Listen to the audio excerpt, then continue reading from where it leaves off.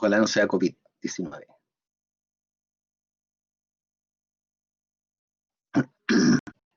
Constanza Montesinos Chávez, cuente. Profe, una ¿Ya? duda sobre los factores, la regulación de expresión génica. ¿Ya? La transcripción eucarionte dice que se necesita un segmento codificante. Sería el que Sí. se va a transcribir, pero el codificante no era el no molde. Supone que el que se transcribe es del molde. Claro, el codificante, claro, el ADN templado o molde es el que va de 3 a 5. El ADN no templado es el codificante, el que está Sí, arriba. Sí. Lo que pasa es que se dice así en referencia a que el ADN codificante tiene la misma secuencia del transcrito primario, salvo que en vez de llevar uracilo lleva timina. Por eso se dice que se necesita un ADN codificante. Pero en realidad ya.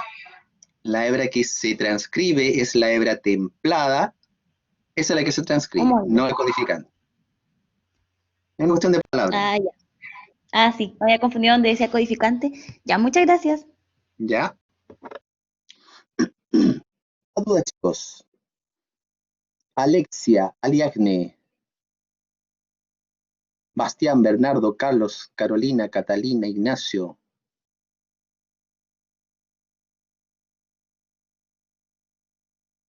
Aquí está también el Ignacio, uno que estaba el año pasado, se me olvidó, le pidió uno que era atleta, el Toledo. Está en esta sección, ¿o no? Que el otro día me di cuenta que estaba en la lista. Donde habían varios Ignacio. Aquí tengo Ignacio Cita, Ignacio Robles, no, López, y Creo que el parece que Toledo está está en la Ignacio sección Toledo. 3. El Toledo está en la sección 3. Sí. Creo que sí. ¿Usted los conoce a todos, señorita Camila? Qué bien. Ya, No pollitos. lo ubico ¿Ah? nomás. Sí. Bueno, tiene hartos amigos la Cami. Ya, mis estimados y estimadas, retomando entonces lo que habíamos quedado la última clase, estábamos hablando de los receptores para señales. Tenemos tres tipos de receptores que reconocen en señales de tipo hidrofílico o polar. Tenemos los receptores asociados a proteína G, tenemos los RTK o proteína tirosin sinasas receptoras, tenemos los canales iónicos activados por ligando, y en el caso de moléculas señal de carácter hidrofóbico o apolar, tenemos los receptores intracelulares, los cuales pueden estar en el citosplazma o pueden estar en el núcleo de la célula.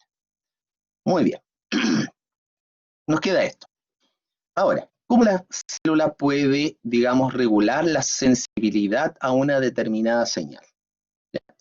Pongámonos en el supuesto de que la célula, ante la llegada de una cierta hormona, después de que haya respondido a la llegada de las primeras moléculas de la hormona, después tiene que disminuir su sensibilidad, algo normal que tiene que ocurrir en las células.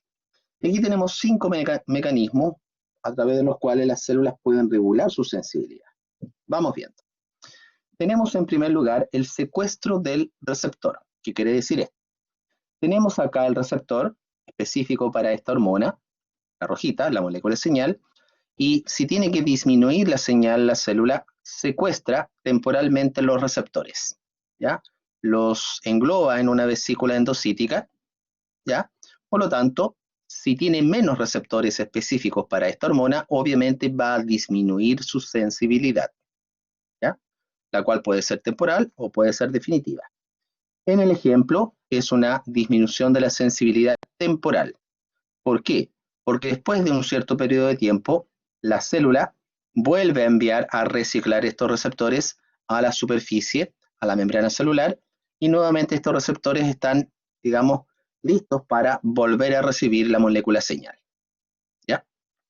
Otra forma de disminuir la sensibilidad es degradando los receptores. Secuestra los receptores, aquí lo tenemos en una vesícula endocítica, y después esta vesícula es atacada por los lisosomas que vienen del Golgi, y se produce la degradación definitiva del receptor. En este caso, la regulación es por una desintegración de los receptores, producto que se han digerido. Si se digieren todos los receptores, en este caso la célula en forma drástica, disminuye rápidamente su sensibilidad. ¿Qué tendría que hacer ahora para aumentar su sensibilidad? Volver a sintetizar los receptores, ¿cierto? Volver a activar los genes que expresan estas proteínas receptoras, madurarlas dentro del Golgi y volver a enviarlas a la membrana celular. Acá tenemos otro ejemplo de disminución de la sensibilidad. Tenemos inactivación del dominio citosólico del receptor. ¿Cómo se puede inactivar? Con proteínas citosólicas que se unen en forma, digamos, covalente al dominio citosólico y en este caso evitan que el receptor gatille hacia el interior la transducción de señal. Este tipo de proteínas que inactivan los receptores se llaman arrestinas. Es simple el nombre, arrestinas, ¿ya? Ese rectángulo negro que está ahí corresponde a una arrestina. Otra forma en la cual pueden estas arrestinas disminuir la sensibilidad es, por ejemplo, uniéndose a proteínas señalizadoras. Si este receptor es un receptor que está acoplado a proteína G, se puede inactivar esta proteína G con una proteína arrestina específica. Por lo tanto, ahora esta proteína G no puede activar el efector que está al ladito. Por lo tanto, también es otra forma u otro mecanismo de disminuir la sensibilidad, ¿ya? Todos los mecanismos, estos que están acá, disminuyen la sensibilidad. ¿Por qué? Porque implica secuestrar receptores, degradar receptores o impedir uno de los pasos esenciales en el mecanismo de transducción de la señal. Tengo en el último ejemplo que el receptor está ok, el receptor ha activado a una proteína señalizadora, pero en este caso, para disminuir la sensibilidad, la proteína señalizadora va a activar otra ruta en la cual se va a activar una proteína inhibidora. Esta proteína inhibidora impide ahí el paso de la señal desde el receptor hasta la proteína de señalización, ¿ya? En este caso, esta proteína no sigue el conducto, comillas, normal, regular, de transducción de la señal. Como la célula necesita disminuir la sensibilidad, lo que ella hace es gatillar otra vía de transducción de señal donde va a activar a una proteína inhibidora. Por lo tanto, también es otro mecanismo para disminuir la sensibilidad a una determinada señal. ¿Cómo podría la célula aumentar su sensibilidad?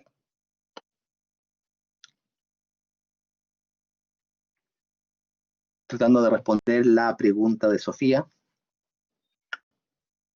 Muy bien, aumentando la cantidad de receptores específicos para esta señal. Por lo tanto, se puede producir un aumento en la velocidad de la transcripción, regulación génica, ¿cierto?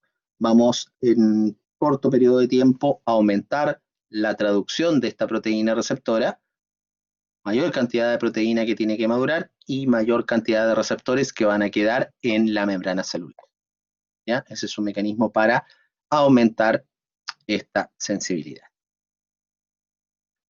Bien, ahora, recuerdo que cuando estábamos hablando de transducción de señal, al principio de esta clase, habíamos dicho de que muchas rutas de transducción de señal pueden converger, pueden integrar distintas vías de transducción de señal. Por ejemplo, tenemos un receptor específico para esta señal A, acá tenemos otro receptor, pero específico para una señal B. Las dos vías de transducción de señal confluyen, convergen, ¿ya? Se integran en la fosforilación de una determinada proteína efectora, esta que está acá. Si está fosforilada esta proteína, ¿qué va a hacer? Va a generar, corriente abajo, una serie de mecanismos de señalización, va a activar a otras proteínas, estas van a activar a enzimas, o a lo mejor van a activar a factores de transcripción, y estos van a producir finalmente una respuesta específica, que va a ser la misma si se activa este receptor o si se activa este otro receptor. Veamos un ejemplo. Tenemos acá lamento que esta imagen no se ve muy bien, ¿ya? Pero la vamos a explicar. Tenemos acá tres tipos de receptores. Tengo este receptor que está acoplado a proteína G, ahí está la proteína G. Tengo un canal iónico, un canal de calcio que se activa por una señal eléctrica, una diferencia de potencial en la membrana, y tengo una RTK, las cuales se dimerizan por la acción de cuando llega esta señal específica.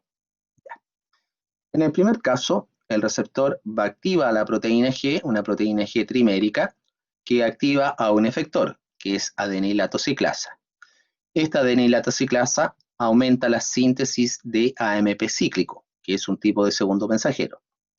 ¿Qué hace el AMP cíclico? Va a activar las proteincinasas de tipo A, las cuales pueden entrar al núcleo y como tienen actividad sinasa o quinasa, lo que van a hacer es fosforilar a determinados factores de transcripción.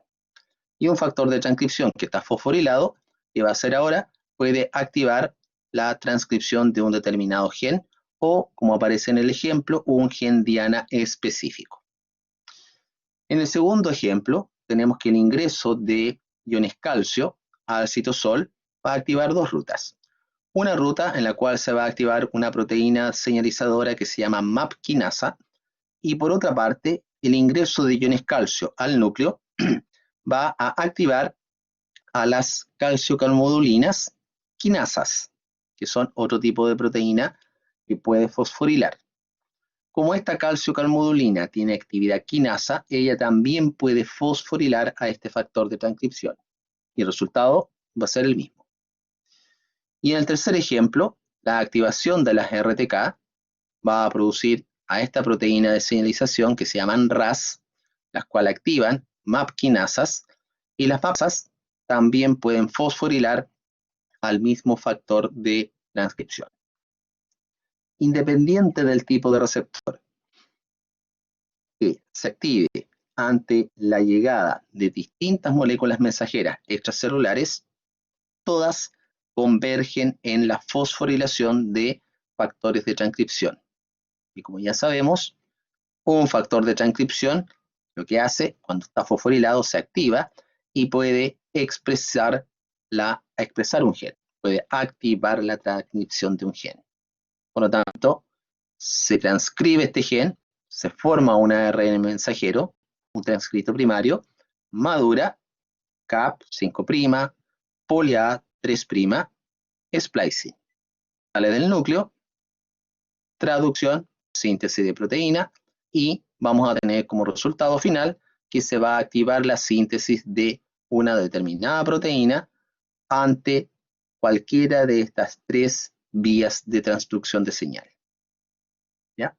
Por lo tanto, las rutas pueden integrar, pueden converger en una misma respuesta específica, así como también pueden diverger, ¿ya? Pueden, digamos, separarse, ¿ya?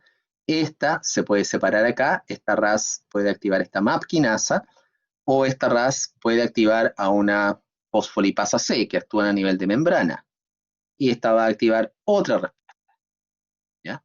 Pueden diverger, digamos, en el tipo de respuesta que se va a generar.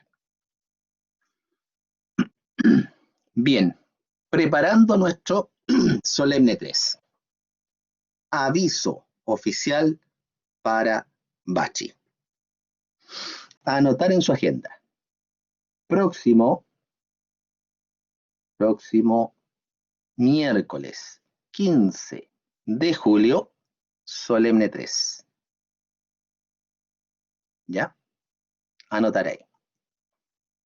15 de julio, la fecha, perdón, la hora, no me la dijeron, pero parece que va a ser en la tarde. Danger. Ya. Profe, entonces, ¿esto sería la próxima semana? El 4B, Sí, porque nos quedaría hasta ahora semana y media sí. para el Solemne 3. O lo podría hacer el 14 o el mismo 15, si es que la prueba es en la tarde. Ah, ya. Ahí lo puedo pensar. ¿Ya? Okidoki. Ya, chiquillos, entonces, para ese solemne 3 vamos a evaluar unidad 4 completa y unidad 5 completa. ¿Ya? La materia de la unidad 6 se va a evaluar después del solemne 3 y se va a evaluar en un control que va a corresponder a la quinta nota. Vamos a quedar con 5 notas parciales. ¿Ya? Tengo entendido, Bastián, que va a ser a las 7, pero no estoy muy seguro. Así que cuando me llegue la información oficial, ahí les coloco un aviso oficial. ¿Ya? Ya, mis pollitos. Aquí tenemos entonces varias preguntas para que ustedes se vayan entreteniendo, estudiando para el solemne 3, para que les vaya bien. ¿Ya? ¿Qué es la transducción de señales? Segundos mensajeros. ¿Cómo las células pueden regular la sensibilidad? Los 5 casos que vimos en la diapositiva anterior. ¿Qué diferencias presenta el mecanismo de transducción de señales mediado por proteína G y proteína tirosincinasa receptoras? A ver, centrémonos en la 4. Respondamos la 4.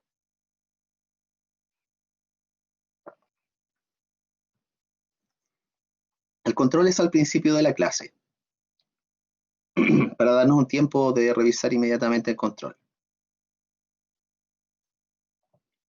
Tenemos transducción de señal mediado por proteína G, mediado, y proteína tirosincinasa receptoras. Ya. ¿Cuáles son las diferencias? Uno es para moléculas polares y el otro es para moléculas apolares. Los dos son para polares. Los dos son para apolares. A ver.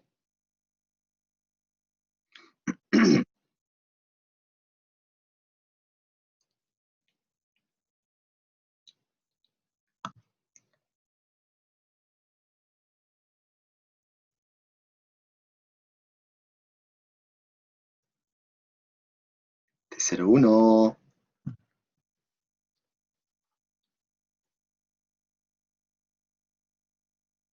A ver, mis guerreros del estudio.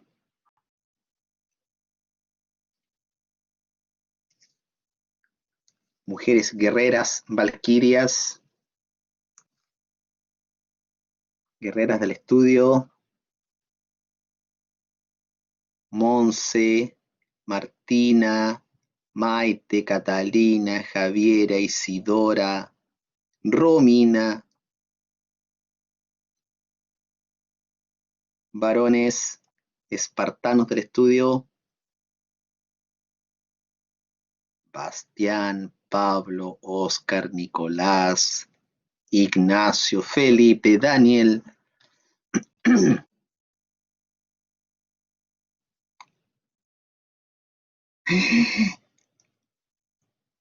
Se relajaron el fin de semana largo. Pero es que esto no entraba en el test, claro, ya. Tarea entonces. Diferencias que presenta el mecanismo de transducción de señal mediado por proteína G y proteína tirosincinasa receptora. Desarrollar. Tenemos acá una revisión de las vías de señalización.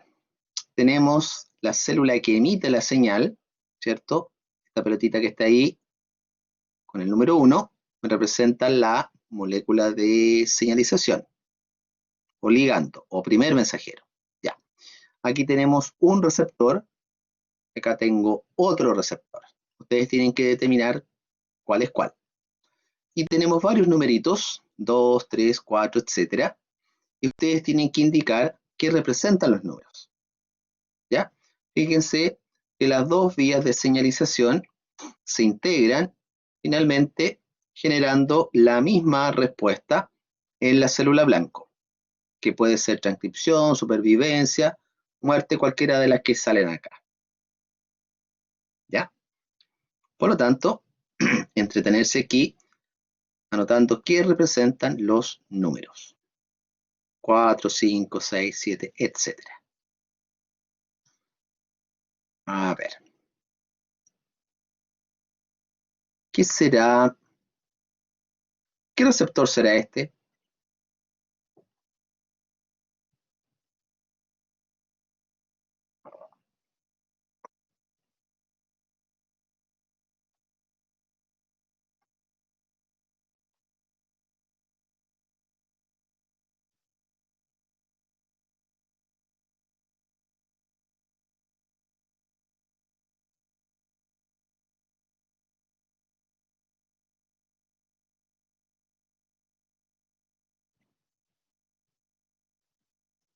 A ver, ¿cuál será ese?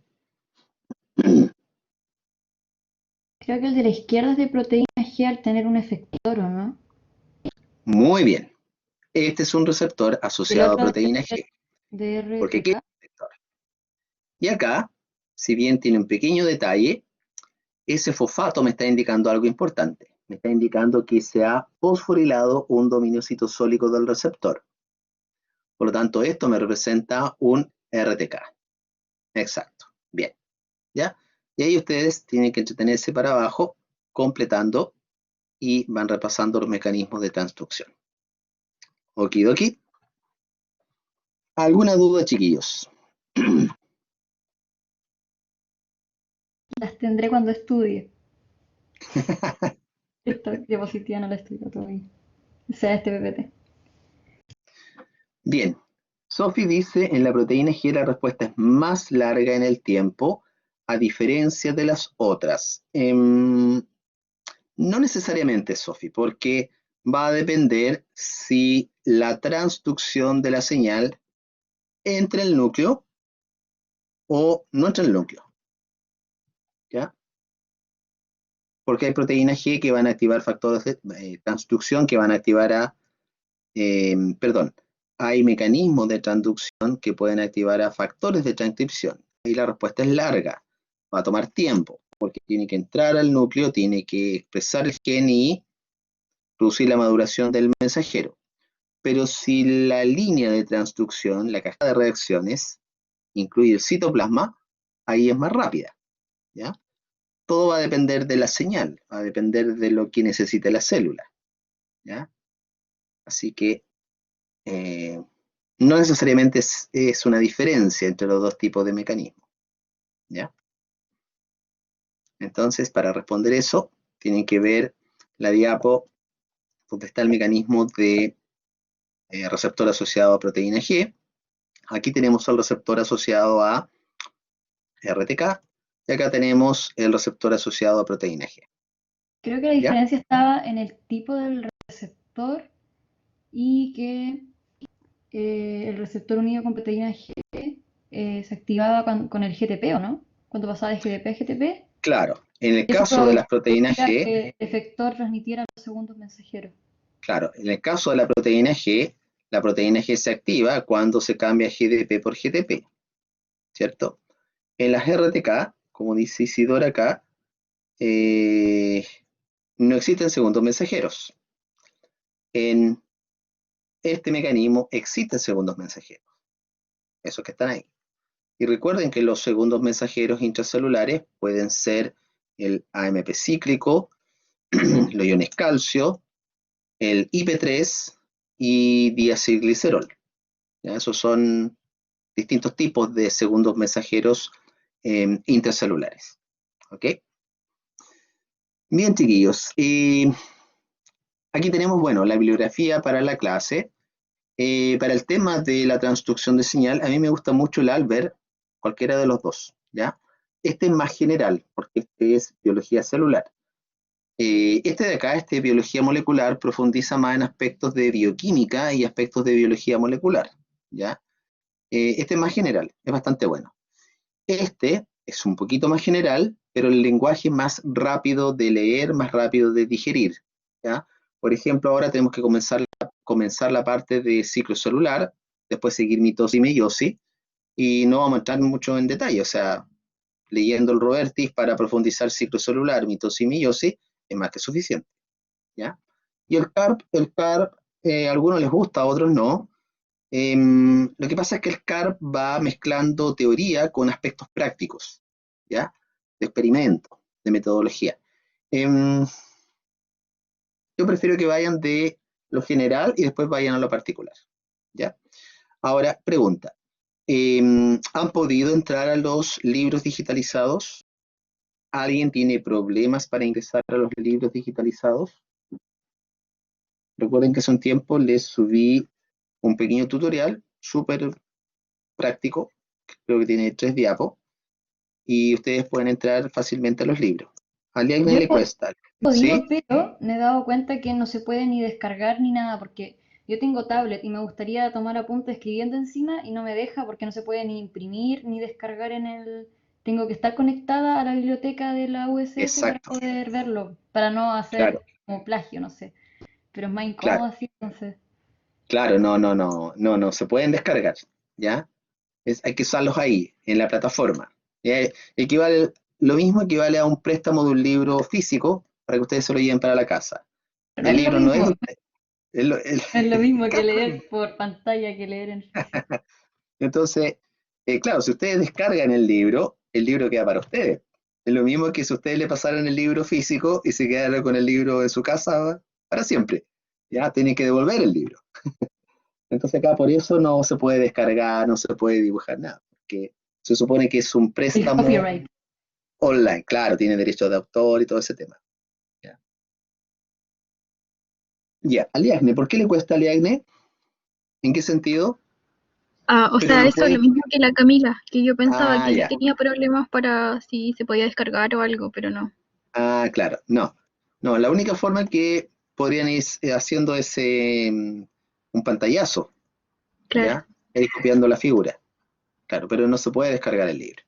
¿Ya? ya, pero En internet, la otra vez descargué un Albert de este año, del 2010. Estaba más o menos buena ¿cómo se llama? La digitalización. No tan buena como el que aparece en la biblioteca. Pero hay otro Albert, que es la última edición, la sexta edición, que es del 2017. Uno lo puede encontrar en internet en inglés. ¿Ya? Ahora, me di el tiempo un día, no tanto el tiempo, encontré uno en portugués, ¿ya? Pero estoy seguro que si me dedico más tiempo a buscar, puede que encuentre uno en español, ¿ya? Y en la sexta edición es el último, el más actualizado, ¿ya? Así que hay que darse un tiempo para poder encontrar, ¿ya? Hay algunas ediciones que están en blanco y negro, pero muy fome, así que no es la idea. ¿Ya? Si tienen algún problema para visualizar los textos, envíen un correo a su carrera, puede ser a la profesora Alejandra o a la profesora Yubisa, explicándoles el problema que tienen para ingresar a la biblioteca. ¿Ya? Bien, pollitos, terminamos con este tema. Vamos a cargar la siguiente.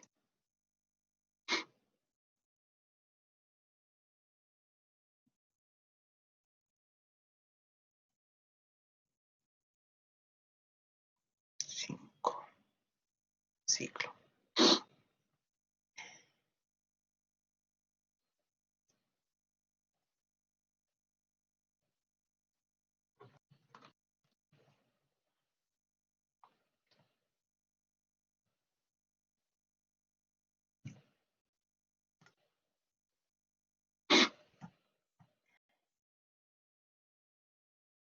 Talento Classroom.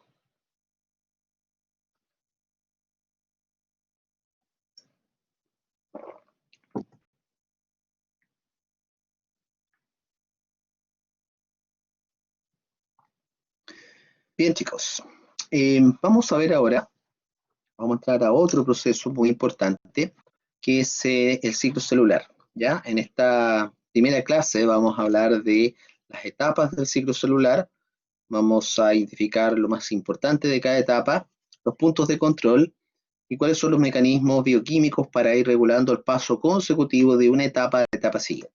¿Ya? Bien, vamos viendo entonces. Cuando uno habla del ciclo celular, lo que en forma rápida se les tiene que venir a la mente es un gráfico de torta, ¿cierto? Como el que aparece acá, donde se identifica el tiempo que le toma a la célula crecer, replicar su material genético, condensar sus cromosomas y después dividirse. ¿Ya? El ciclo celular entonces representa el tiempo en el cual la célula desarrolla su crecimiento y también identifica que la célula va a, digamos, determinar o ajustar un pequeño lapso de tiempo para poder dividirse, ya sea mitóticamente o meióticamente. En el ciclo celular, la mayor cantidad del tiempo las células están en interfase. una interfase que se va a dividir en G1, S y G2. Y una pequeña cantidad de tiempo la célula destina para dividirse mitóticamente, si es que es una célula somática, o meióticamente, si es que es una célula germinal y que va a dar origen a gametos. ¿Ya? Por lo tanto, siempre recuerden que una pequeña cantidad de tiempo es la que destina para dividirse. Bien. Ahora, en el caso de la etapa G1, que es la primera etapa de la interfase, ¿qué células están en G1? Células que han completado una división mitótica previamente y son células que en cuanto a tamaño son más pequeñitas con respecto a la célula madre. Por lo tanto, lo más importante en G1 es que la célula tiene una actividad bioquímica, metabólica bastante intensa. ¿Por qué? Porque tiene que ir incorporando nutrientes, oxígeno, para cambiar, por ejemplo, respiración celular, producir energía, producir ATP, transcribir proteínas, ¿ya? Estar consumiendo constantemente alimentos, nutrientes, hacer heterofagia, sintetizar lisosomas, ¿ya? Todos los procesos que ya estudiamos en la unidad 3 están todos, digamos, trabajando en forma integrada aquí para que la célula pueda recuperar el tamaño normal dependiendo del tipo de tejido que esté inmersa esa célula. Ahora, vamos a tener que en G1 va a existir transcripción de genes, por lo tanto también va a existir síntesis de proteína. Lo que no existe en G1 es replicación del material genético, porque ya sabemos que la replicación ocurre específicamente en la fase S del ciclo celular. ¿Ya? Ahora, con respecto a la carga genética de una célula somática humana, aquí viene algo importante. Recordemos que nuestras células somáticas tienen en total 46 cromosomas. ¿Ya? O, dicho de otra manera, tenemos 23 pares de cromosomas. ¿Ya? Recordar que un set de cromosomas viene de nuestra madre y el otro set de cromosomas viene de nuestro padre. Por lo tanto, si yo analizara, o cada uno de ustedes analizara en un cariotipo sus cromosomas, encontraría que por cada par homólogo va a tener un cromosoma paterno y un cromosoma materno. Me explico. Los cromosomas más largos, los cromosomas del par 1, son los cromosomas más grandes, los más largos, ¿ya? Y son cromosomas metacéntricos, son cromosomas que tienen igual longitud del brazo largo con el brazo corto, ¿ya? Por lo tanto, dentro del par 1, un cromosoma 1 viene de nuestro papá y el otro cromosoma 1 viene de la mamá. En el caso del par, qué sé yo, el par 18, un cromosoma 18 viene del papá, otro de la mamá. En el caso del par de cromosomas sexuales, damas, un cromosoma X viene del ovocito de su mamá. Y el otro cromosoma X viene del espermatozoide de su papá. Varones, el cromosoma X de su par sexual lo aportó su madre. Y el cromosoma Y lo aportó su papá. Por lo tanto, en el caso del ser humano, ¿quién determina el sexo de un nuevo individuo? Si es que se expresa o no el papá. ¿El papá o la mamá? El padre, ¿cierto? ¿Y por qué es así? Porque uno a lo mejor puede pensar que es la mamá. No, en este caso es el padre, porque en los espermatozoides, cuando se forman los espermatozoides, hay algunos espermatozoides que van a llevar un cromosoma X y hay otro grupo de espermatozoides que van a llevar un cromosoma Y. Dependiendo del espermatozoide que fecunda el ovocito, vamos a tener como resultado XX, mujer, o XY, hombre. Profe, ¿Ya? y en ¿Sí? el caso del ADN mitocondrial que era heredado solamente por la madre. En el caso del ADN mitocondrial, claro, es heredado solamente de la madre. ¿Por qué? Porque lo que ingresa al ovocito es el pronúcleo del espermatozoide. No entran las mitocondrias del espermatozoide, las mitocondrias que están afuera, ya las del espermatozoide. En cambio, la energía que hace que el cigoto después se siga dividiendo viene de las mitocondrias que estaban en el ovocito. Y esas mitocondrias son maternas. Y el ADN que tienen esas mitocondrias es ADN mitocondrial materno. Por lo tanto, siempre heredamos el cromosoma mitocondrial materno. ¿Ya? Los espermatozoides del papá no aportan con ADN mitocondrial, porque las mitocondrias quedan afuera, no ingresan al citoplasma del ovocito. Bien, ahora, algo muy importante. En G1, la carga genética de una célula somática humana es 2N, 2C. ¿Ya? 2N, 2C. ¿Por qué 2N? Porque somos diploides. Tenemos un set cromosómico que lo aportó la mamá y el otro set cromosómico lo aportó el papá. ¿Y por qué 2C? Porque si ustedes analizan cada par homólogo, por cada par homólogo hay 2 cromátidas. ¿Ya? Se analizan el par 1, en G1, ese par 1 tiene un cromosoma 1 paterno y un cromosoma 1 materno, y cada uno tiene una cromátida. No están duplicados. ¿Ok? ¿Se entiende eso? Eso es importante. ¿Ya? Bien.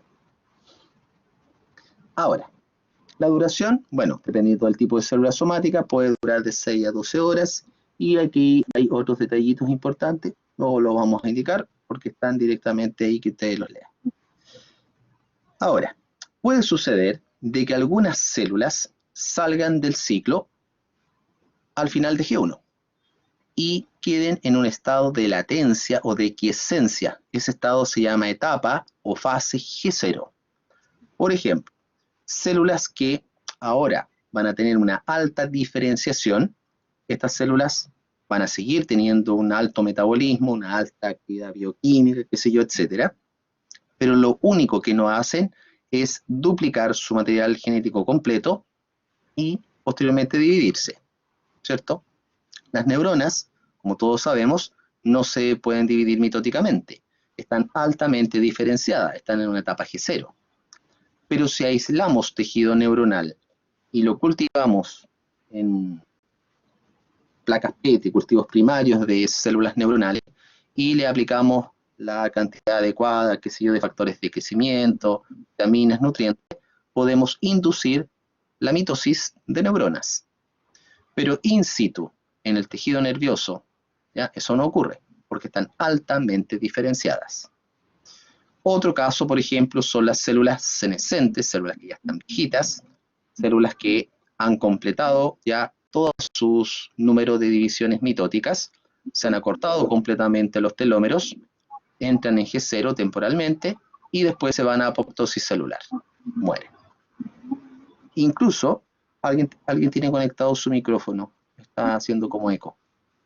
Hay células que pueden estar semanas o incluso años, como dice acá arriba, en G0, pero pueden volver al ciclo, ¿ya? Bajo la acción de ciertos factores de crecimiento, de ciertos estímulos ambientales, estas células replican su material genético y ahora se pueden dividir mitóticamente, ¿ya? Hay que entender que esta etapa G0 no es una etapa de que esté la célula, entre comillas, congelada, ¿ya? Sino que está simplemente esperando morir o está altamente diferenciada, y lo único que no hace es replicar el material genético y dividirse mitóticamente. ¿Ya? Ahora, en G0, la célula mantiene su carga genética. Por lo tanto, la célula sigue siendo 2N, 2C. ¿Ok? Ya. Ahora, si las células senescentes no pueden volver a dividirse, claro, si cumplieron completamente su número que viene determinado genéticamente de divisiones celulares, es porque han acortado completamente los telómeros y no se pueden dividir. ¿Ya? ¿Ok? Pero si todavía le quedan pedacitos de telómero, tiene la opción de dividirse una o dos veces más. Y después, senescencia, apoptosis. Ahora, si las células siguen forma normal, el ciclo celular G1 pasa a S o de G0 vuelve al ciclo, lo que hace ahora es replicar todo su material genético. Eso ocurre específicamente en la fase S del ciclo celular. Es aquí donde se replica todo el material genético, todos los cromosomas, ¿ya? No ocurre en G1, en G2 ni en mitosis, no, solamente en S. En las otras etapas van a ocurrir transcripción y traducción de proteína, aquí también, pero lo único que ocurre aquí, que es exclusivo, es la replicación del material genético. Por lo tanto, todo lo que ya estudiamos de replicación, la hebra continua, las burbujas, los fragmentos de Okazaki, etc., ocurre específicamente en la fase S del ciclo celular. ¿Ok? Y ahora ocurre algo importante, porque en realidad se duplican todos los cromosomas. Los genes, las secuencias que están repetidas, las secuencias que son pseudogenes, hay secuencias que no se sabe para qué están, todo se replica. Por lo tanto, al final de la fase S, aquí, ¿cierto? Vamos a encontrar que la carga genética de las células ahora es 2N4C. ¿Y por qué 4C? Si analizáramos cada par de cromosomas homólogos, vamos a encontrar que los cromosomas homólogos están duplicados. Voy a tratar de hacer un dibujo acá, pero aquí dibujo tan mal con esto. ¿Ves? Al tiro me salió mal el dibujo. Vamos a hacerlo de nuevo. Supongamos que aquí tengo ese cromosoma. ¿Ya? Uy, estoy tiritón. No está tan mal. Y aquí tengo otro cromosoma. Supongamos que estos son el par 2. Ya. Ese es el par 2. Este cromosoma viene del papá y este otro viene de la mamá. Antes de la fase S, cada cromosoma tenía una sola cromátida, no estaban duplicados. Pero al final de la fase S, ¿qué observamos? Que cada cromosoma tiene dos cromátidas hermanas. Por lo tanto, si yo hiciera el conteo de cromátidas por este par homólogo, ¿cuántas cromátidas tiene?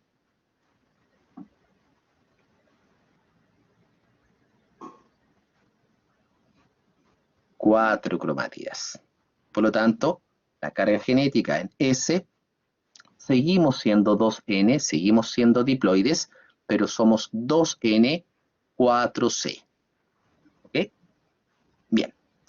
Ahora, ¿qué ocurre aquí? Todo lo que ya habíamos estudiado, ¿cierto? Hay alta cantidad de síntesis de proteínas, de enzimas, ¿cierto? ADN polimerasas, proteínas SSB, topoisomerasas, primasas, cebadores, etc. Otro aspecto importante es que comienza la duplicación de los centriolos, ¿ya? Los centriolos son parte del centrosoma de la célula. Y recordemos que a partir del centrosoma se forman los microtúbulos. ¿Y por qué necesitamos que se dupliquen los centrosomas? Porque posteriormente en la mitosis necesitamos que a partir de cada centrosoma se formen las fibras del uso mitótico. ¿Ya? ¿Ok? Ya. A ver, quiero ver una cosita. No se ve. Ya. Bien. ¿Alguna duda hasta aquí, chicos? Ya. Sigamos. ¿Qué sucede ahora en G2? En G2, la carga genética de la célula se mantiene igual, no hay cambio. 2N4C. Los cromosomas siguen duplicados. ¿Y qué vamos a ir observando lentamente? Vamos a ir observando que lentamente las cromátidas de cada cromosoma se empiezan a condensar cada vez más. ¿Ya? Por lo tanto, aquí se empiezan a condensar los cromosomas, puede que algunos se empiece a condensar al final de ese, y sigue la condensación después en profase, para alcanzar el máximo grado de compactación durante la metafase de la mitosis. Es aquí donde los cromosomas están duplicados al máximo. ¿Ok? Ahora, se completa la división de los centriolos en G2 y otros componentes del citoplasma, otros organelos también se van a duplicar. Lo más importante son los centriolos, ¿ya? Cuáles van a empezar a migrar hacia los polos de la célula. ¿Para qué? Para que durante la profase comiencen a formar las fibras del huso mitótico. ¿Ya? Bien. Ahora, cuando la célula completa G2, dependiendo del tipo de célula, la célula va a seguir una mitosis, si son células somáticas, o una meiosis si son células germinales. Recordemos que las células germinales son aquellas que van a formar los gametos. ¿Ya? En el caso de la mitosis, el resultado final son dos células hijas genéticamente iguales entre sí y genéticamente iguales a la célula madre. Pero en el caso de la meiosis, las células son distintas genéticamente, ¿ya? Distintas genéticamente a la célula madre, porque van a formar gametos. Ahora, la fase M, división, la vamos a considerar primero una división del núcleo, que vamos a denominar cariocinesis, y termina la división celular con la citocinesis, que es la división del citoplasma. En el caso de la carioquinesis o cariocinesis, vamos a identificar profase, metafase, anafase y telofase, ¿ya? A etapas que ustedes ya conocen. Bien, tenemos acá las transformaciones que sufren los cromosomas en las distintas etapas del ciclo celular. Vamos bien.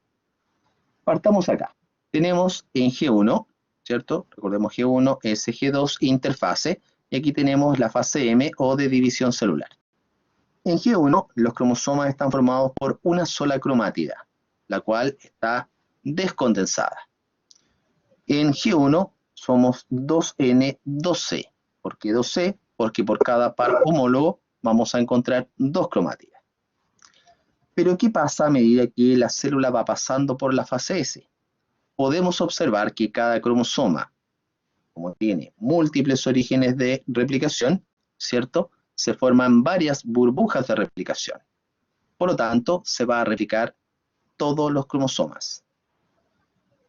Al final de la fase S, la carga genética es ahora 2N4C.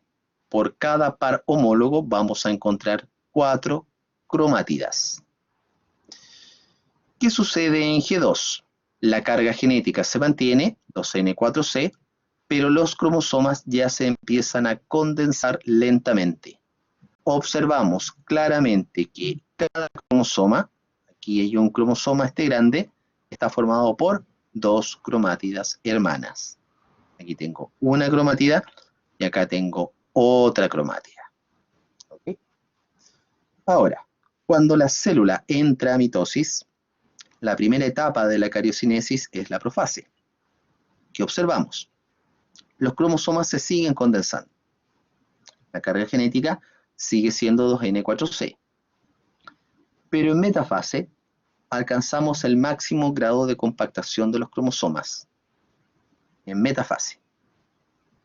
Fíjense además que a partir del cinetocoro de cada cromosoma se están formando unos pequeños microtúbulos que se llaman microtúbulos del cinetocoro. En anafase, vamos a verlo con un poquito más de detalle, se separan las cromátidas hermanas de cada cromosoma.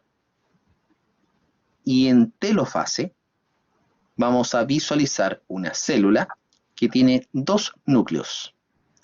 Y cada núcleo ahora vuelve a tener la carga genética original, 2N, 2C. Cada núcleo va a tener, por cada par homólogo, dos cromátidas. ¿Ya? Por lo tanto, es aquí en la telofase o a partir del inicio de la anafase cuando se restituye la carga genética original de la célula. ¿Ok? Bien.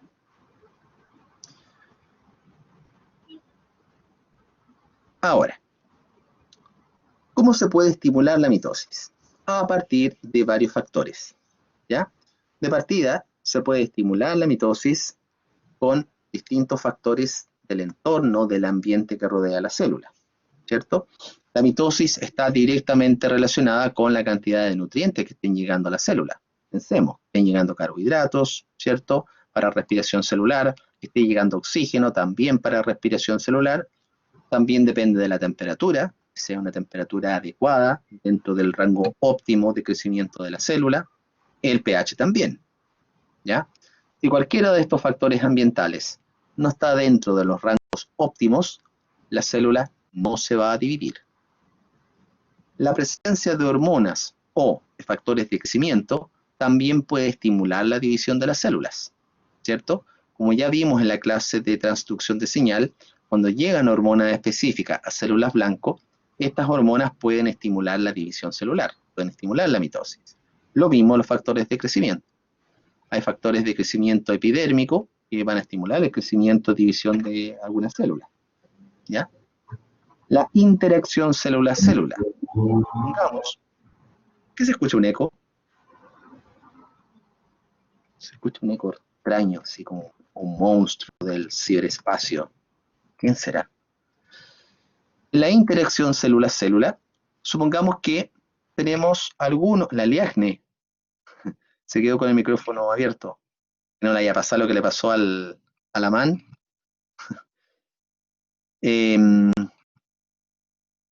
Vuelvo a esto. Si las células están creciendo y toman contacto unas con otras, se va a producir una señalización por contacto. Es un tipo de señalización que habíamos explicado. Una célula va a tomar contacto con sus receptores con las proteínas integrales de la membrana que está en la célula que está al lado. ¿Qué va a pasar entonces en esa célula que ha tomado contacto con la célula que está al lado? ¿Qué cambio inmediato va a ocurrir en esa célula?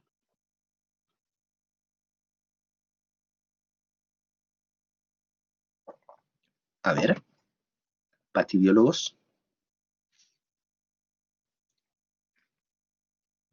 Tienen dos tipos de células que están creciendo, ¿ya? Pero imaginen que en el centro hay una célula que tiene una determinada proteína intermembrana y las otras cuando crecieron se toparon con sus receptores y la proteína integral de membrana de esa célula. ¿Cuál va a ser el cambio en la célula que tiene los receptores?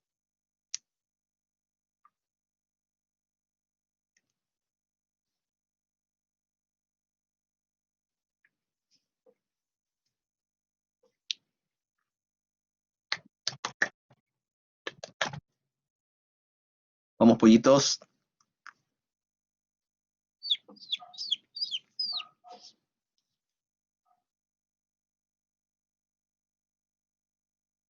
¿Se quedaron dormidos? La pregunta, o sea, entendido de los receptores de membrana.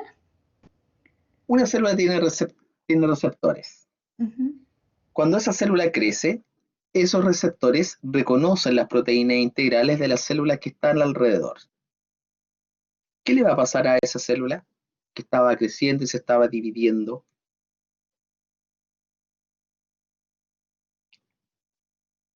Se va a producir una señalización por contacto. ¿Qué va a ocurrir inmediatamente? Deja de crecer y deja de dividirse. ¿Y qué puede suceder ahora? Diferenciación celular, ¿ya? Por lo tanto, la interacción célula-célula puede frenar la división celular. En el caso del número de veces que una célula se ha dividido, dependiendo del acortamiento de los telómeros, la célula, como ustedes ya saben, puede que no se siga dividiendo o se siga dividiendo. Si ya ha cortado al máximo sus telómeros, no se sigue dividiendo. Entra en senescencia, G0, periodo de tiempo, y después va a apoptosis celular. Porque si se dividiera, Digamos que esa célula ya cortó todos sus telómeros y ahora se sigue dividiendo, ¿qué problema puede suceder? Claro, una opción puede ser un cáncer. O la otra opción también puede ser que se pierdan genes importantes para el metabolismo de la célula y se vaya a generar una línea celular mutante que puede que produzca cáncer o puede que produzca una malformación, qué sé yo, una célula que no cumple una función determinada, ¿ya? Y eso va a llevar un cambio morfológico en el tejido, qué sé yo, ¿ya? También puede Profe, suceder. pero no siempre se van a perder genes funcionales, ¿o sí? Claro, Que si se sigue en el acortando, caso de que no se puede seguir dividiendo y la célula muere, ¿no debería haber problema ahí? claro, porque el telómero recuerda que es una defensa, es como una barrera. Ujú. Si se sigue dividiendo más allá del telómero, después se van a ir acortando segmentos de los cromosomas que pueden ser esenciales porque llevan genes importantes para el metabolismo de la célula. Si se pierden esos cromosomas, por ejemplo, ponte tú un cromosoma, perdón, que se pierda el gen que codifica para catalasa, ¿ya? En ese caso, la célula hija no va a tener la capacidad de eliminar altas Va a haber concentraciones de óxido de envejecimiento hidrógeno. descontrolado. ¿Ah? Va a haber un envejecimiento descontrolado. Claro, ahí Mm. se va a envejecer rápidamente porque el Pero, daño oxidativo que produzca el peróxido va a ser alto. Y pero eso para es porque perdió un segmento del cromosoma donde estaba el gen que codificaba para la catalasa. ¿Ya? para evitar Por esos eso, problemas, la célula hace apoptosis. claro, para evitar eso, una vez que se acortan todos los telómeros, ahí la célula muere. ¿Ya? Por eso yo me puse en el supuesto de que si siguiera la división celular más allá del límite de los telómeros, se corre el riesgo que se pierdan genes que son extremadamente importantes para el metabolismo de la célula. ¿Ya? Muy bien. Oh, es tarde. Sigamos. Tenemos acá ahora los puntos de control del ciclo celular. Tenemos 4 puntos de control del ciclo. Vamos bien. Tenemos un control antes que termine G1, control fase G1, control en la fase S, control en G2 al término de G2 y control en la metafase. Vamos viendo. En G1, ¿qué se controla? La célula controla de partida que tenga un tamaño adecuado, suficiente, para poder después replicarse.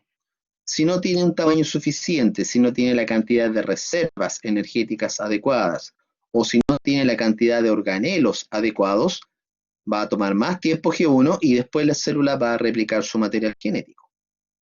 Si el entorno no es favorable, si el entorno es fluctuante, si el entorno es estresante, la célula será célula pero no es tonta, no va a replicar su material genético, porque corre el riesgo de que como el entorno es desfavorable, se produzca una alta cantidad de mutaciones durante la fase S que no se puedan reparar y eso la lleva inevitablemente a la apoptosis.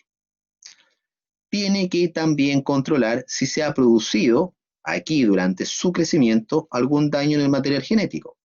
Si se ha producido daño, tiene que activar los mecanismos de reparación que ya conocemos, reparar el daño y si todo está aquí, ok, no hay daño, entorno favorable, tamaño adecuado, la célula check y pasa a la fase S. ¿Ya? ¿Hay posibilidad de que esos controles no sean capaces de reparar los daños? Claro, exacto. O sea, hay cierta cantidad mínima de daños que son reconocidos por los puntos de control, pero hay daños que pueden quedar, ¿ya?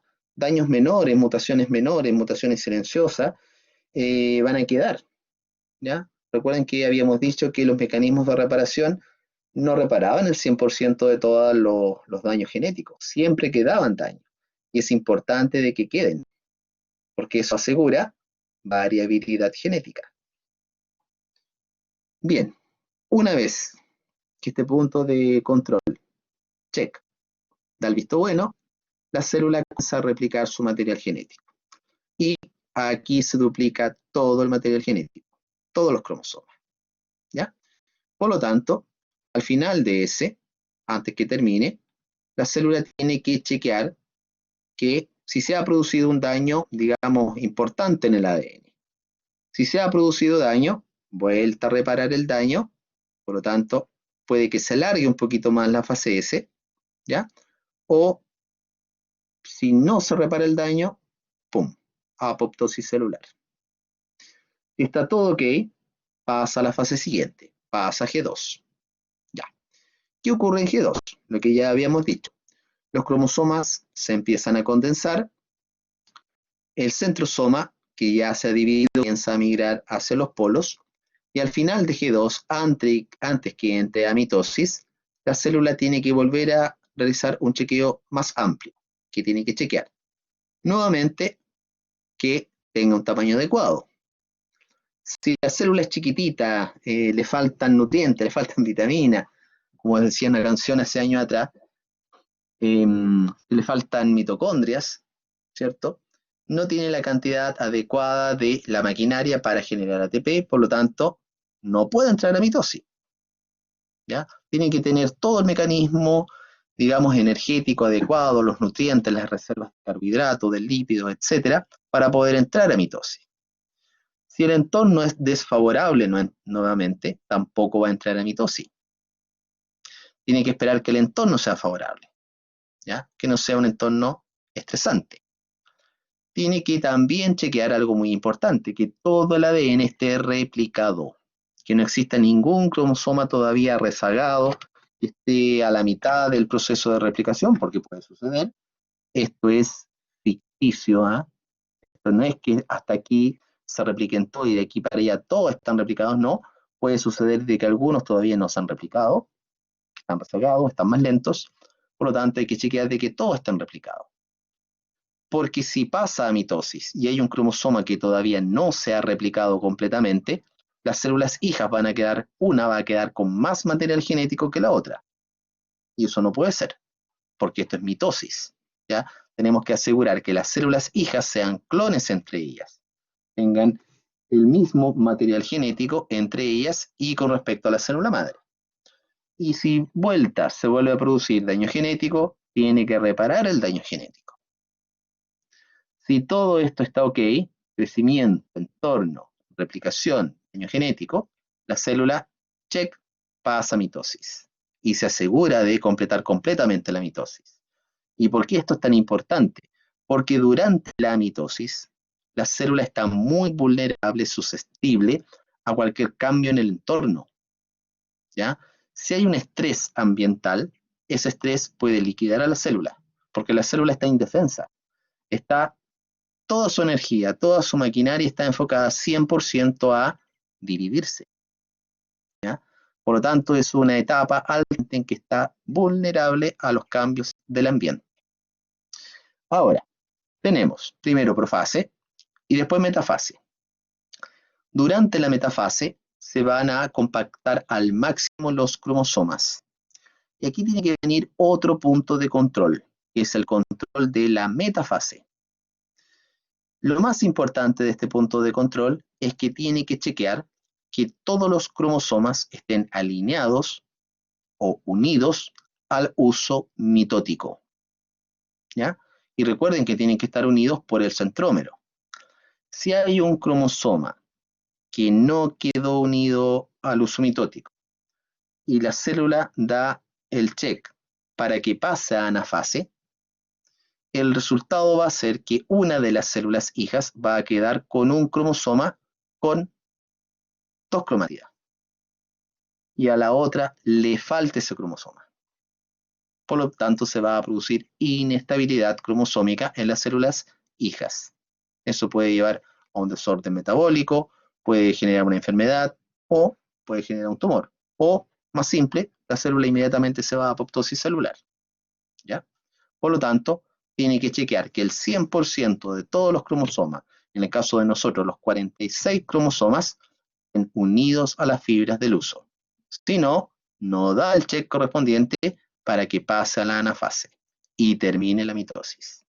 Y también tiene que seguir chequeando siempre si se ha producido daño en el material genético. ¿Ok? Bien.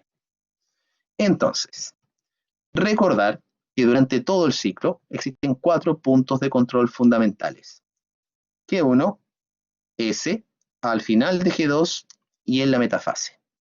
Recordar que en cada punto de control hay, digamos, variables específicas que la célula tiene que determinar si están ok o no están ok.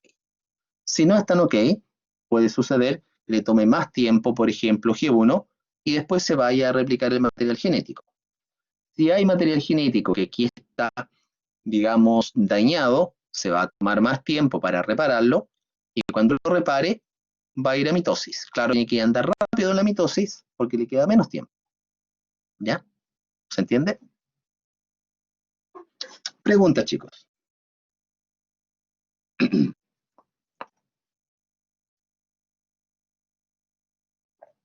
Profe, Sí, lo más probable que... ¿Sí? yo tengo una pregunta. Es acerca de ¿Ya? como, es una pregunta más como más conceptual. Eh, ¿No es cierto que antes de la etapa S tenemos un cromosoma de la madre y el padre, ¿no es cierto? Que son ¿Sí? individuales. Ya, ¿Sí? o sea, y esos cromosomas se llaman homólogos. Hasta ese momento también se llaman cromosomas homólogos, ¿no es cierto? Sí. Sí. Ya.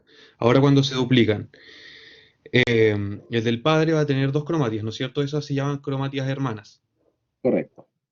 Pero ¿existe el concepto de cromatía homóloga o no existe? Em, creo que Para sí. referirse a la cromatía, no sé, izquierda de la Sí. cromatía izquierda del padre y la Sí. madre. ¿Eso se puede decir? Sí, se podría decir. Sí. Ah, ya, Cromatías homólogas. pero cuando están duplicados, estos cromosomas que estaban en G1 cuando ya se duplican, del padre y la madre duplicados con las dos cromatías unidas, esos también Ujú. se llaman cromosomas homólogos, ¿no es cierto? Claro, esos Ya, son los cromosomas homólogos. Y tú ya, ok. tomas el par homólogo y en el par homólogo tienes 4 cromátidas, Sí, independientes si son hermanas o si son cromátidas homólogas, como dices. Son 4 ya, cromátidas. ya. Ok, gracias, ¿Ya? profe. ¿Ya? Muy bien, chicos. Ahora, tenemos entonces acá, importante, 4 puntos de control. Y aquí tenemos especificado cuál es la maquinaria bioquímica para que la célula vaya regulando consecutivamente el paso de G1 a S, de S a G2, de G2 a M. Ya. Existen unas proteínas que se llaman ciclinas. Estas ciclinas regulan el paso de una etapa a la etapa siguiente. Pero para que las ciclinas ejerzan su efecto de regulación, tienen que trabajar en conjunto con unos complejos que se llaman complejos CDK. CDK quiere decir sinasa o quinasa dependiente de ciclina. ¿Ya? Por lo tanto, este sistema de regulación tiene que trabajar en conjunto las ciclinas específicas de cada etapa con los CDK específicos. ¿Para qué?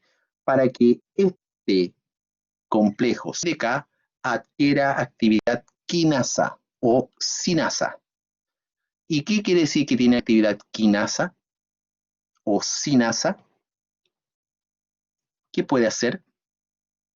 Puede fosforilar, ¿ya? Puede fosforilar. Si una proteína tiene actividad quinasa, fosforila a otra proteína, le traspasa fosfato. Vamos bien.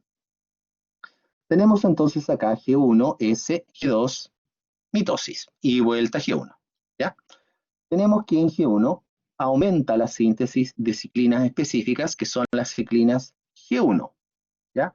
Estas ciclinas G1 en color azul se unen a complejos CDK específicos, CDK, ciclina G1, y el complejo adquiere la capacidad de fosforilar. ¿Qué fosforila? Va a fosforilar a proteínas y enzimas específicas que ahora esas son las que van a regular el paso de G1 a S. ¿Ya? Todas las proteínas se sintetizan, por ejemplo, para que la célula vaya creciendo, para que vaya duplicando el número de organelos, ¿ya? O enzimas específicas que van a participar en metabolismo para respiración mitocondrial, se van a activar durante G1 bajo la acción de las ciclinas G1 unidas a CDK específicos. ¿Qué pasa ahora cuando la célula pasa a la fase S? Disminuye esta concentración de ciclina G1, se desacoplan de los complejos y aumenta la síntesis de ciclinas S, las cuales pueden durar toda la fase S y prácticamente toda la fase G2.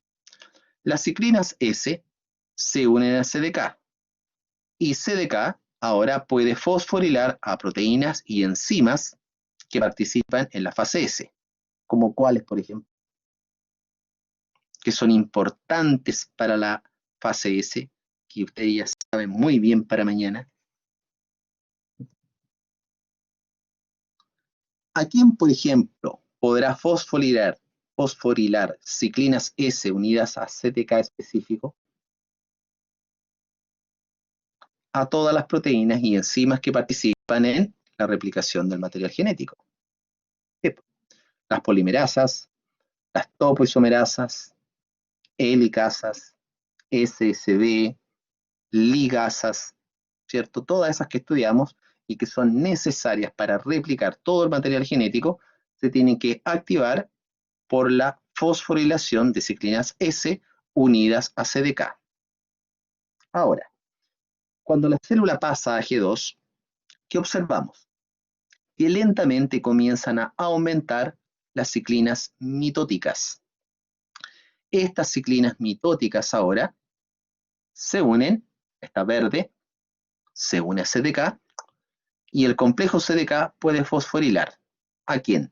A proteínas y enzimas que son específicas durante la mitosis, como por ejemplo, ¿cuáles? Proteínas, alfa y beta tubulina, que van a formar los microtúbulos del uso mitótico. Enzimas que van a ligar a las alfa tubulinas, las van a ir polimerizando para ir formando los microtúbulos. Otras proteínas motoras, quinesina, dineína, entre las más importantes. ¿Por qué? Porque en la anafase se necesita que separe las cromatidas hermanas y se rompa el centrómero. Por lo tanto, todas esas proteínas específicas que se van a ocupar durante la mitosis se tienen que activar por la acción de estas CDK, ciclinas mitóticas. También estos complejos CDK pueden activar factores de transcripción. Si hay déficit, por ejemplo, de helicasas que se necesitan durante la fase S, los CDK, activados por ciclinas S, van a activar a factores de transcripción que van a activar la expresión de genes para helicasas. Lo mismo acá. Si se necesitan proteínas que van a ligar los microtúbulos o que los van a unir, ¿ya? Los dímeros de tubulina y beta, se activan factores de transcripción que codifican para esas proteínas ligadoras de dímeros de tubulinas alfa y beta. ¿Ok? Bien, siempre tienen que actuar en conjunto las ciclinas específicas de cada etapa con el complejo CDK correspondiente. Muy bien, chiquillos. Preguntas, dudas, ya estamos casi en la hora. Tomás, Nicolás, Camila, Sofía, Bastián. ¿Qué más me queda por acá? Carlos, Catalina. La Carolina no vino, Carolina Arroyo. Le vamos a tirar las orejas.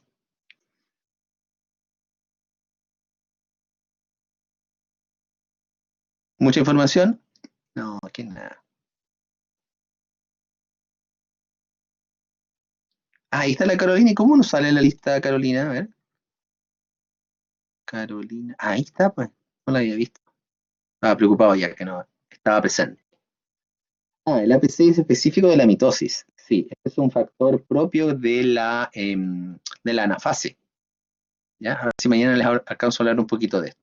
Aunque está fuera del contexto de la asignatura, pero podríamos hablar de eso. Mucho texto. ¿Dónde dice mucho texto, señor Salgado? ¿Acá? Sí, eso aquí es mucho texto.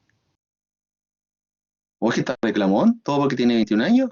No, pero profe, está bien. Pero está bien, pues esto le Esto es ayuda bache. para esto le ayuda a entender el esquema, ¿ya? Sí, obvio.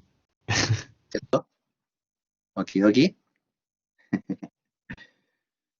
Ya, chicos, estamos por hoy. Nos reencontramos entonces mañana a las 11:20 después del control. ¿Ya?